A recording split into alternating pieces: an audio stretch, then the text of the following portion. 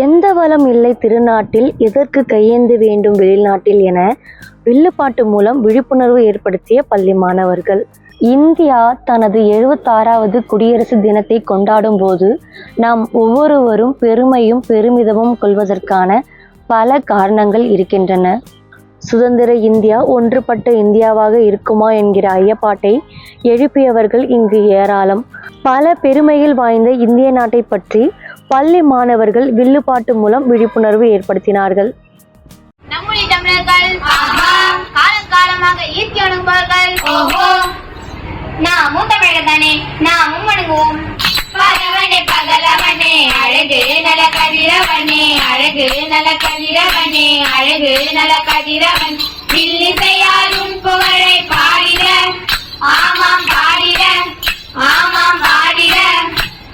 வேந்தவனே உன்னை நாங்கள் போற்றினோம், ஆமாம் போற்றினோம். வணக்கம். அதான் வணக்கம் சொல்லிட்டோம்ல, நீ என்ன தனியா? அக்கா வந்திருக்கவங்க, வாசல் நிக்கிறவங்க, வரப்போறவங்க எல்லாருக்கும் வணக்கம் சொல்லியாச்சு. ஆமா வணக்கம் சொல்லியாச்சு. எனக்கு ஒரு சந்தேகம். அதுக்குள்ள உனக்கு வந்துடுமே சந்தேகம். கேளுங்க கேளுங்க. இன்னைக்கு நம்ம எதை பத்தி வில்லுப்பாட்டு பாட வந்திருக்கோம்? இருந்துச்சு போ.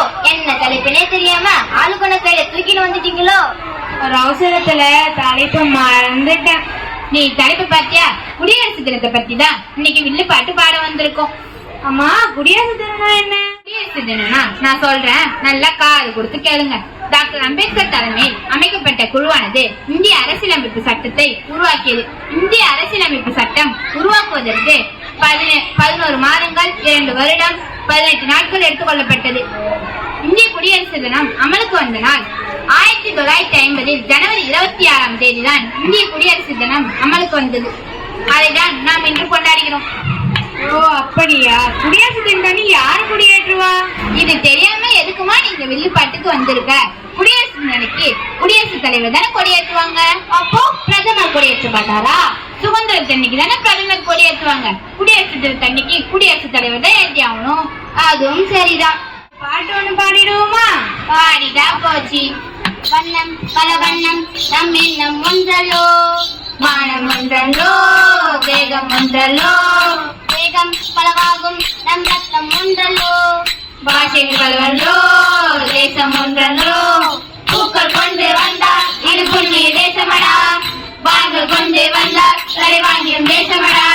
எங்கள் ரத்தம் எங்கள் பணி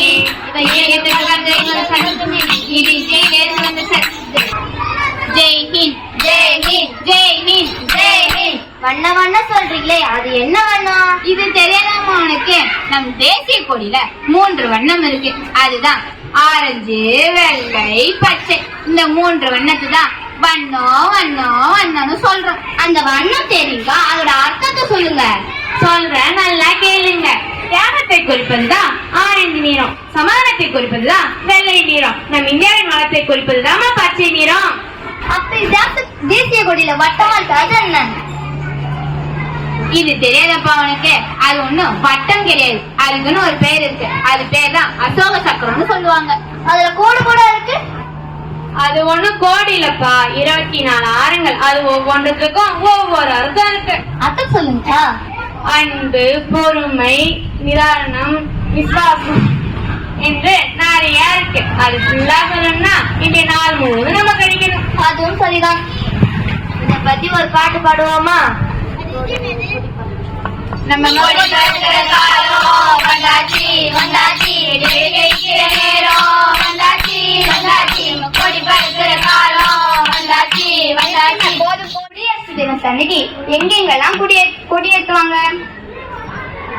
இது தெரியாம எப்படிமா இருக்கிற? குடியரசு தினத்தன்னைக்கு இந்திய நாடு முழுவதும் கொடியேற்றுவாங்க. அது மட்டும் இல்லாம பள்ளிகள், கல்லூரிகள், அரசாங்க அலுவலகங்கள் போன்ற இடங்கள் கொடியேற்றுவாங்க. நான் வரும்போது தானே பார்த்தேன், வீட்டு வாசல கூட கொடியேற்றி வச்சிருக்காங்க. அது ஏன்? குடியரசு தினத்து மேல பற்று உள்ளவங்க வீட்லயும் கொடியேற்றுவாங்க. ஓ அப்படியா? என்ன வளம் இல்லை இந்த திருநாட்டில், ஏன் கையேந்த வேண்டும் வெளிநாட்டில் என்ற வரிகளுக்கு இணங்க நம் நாட்டில் ஆறுகள், மலைகள், ஏரிகள், கடல்கள் போன்ற எல்லா வளங்களும், கனிம வளங்களும் உட்பட அனைத்து வளங்களும் இருக்கின்றன. எனவே அனைத்து வளங்களையும் பாதுகாக்க வேண்டும். சரி, நம்ம இப்ப வில்லுப்பாட்டு மூலமா மாணவர்களுக்கு ஒரு கருத்து சொல்லணும்னா என்னன்னு சொல்லுவோம்? அது ஒரு பாட்டு வழியில சொல்லிடுவோமா?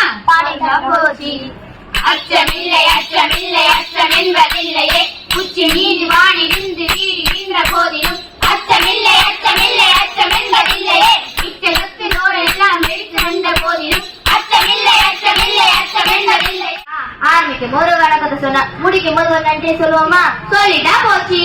நன்றி ஐயா ஐயா, நன்றி ஐயா, நன்றி அம்மா அம்மா, நன்றி அம்மா, இந்த வாழ்வை தந்தவருக்கும் நன்றி ஐயா, என்னை வளர்த்த ஆசிரியருக்கும் நன்றி ஐயா, அமர்ந்திருக்கும் சான்றோருக்கும் நன்றி அம்மா, நன்றி ஐயா ஐயா, நன்றி ஐயா, நன்றி அம்மா அம்மா, நன்றி அம்மா, நன்றி நன்றி நன்றி.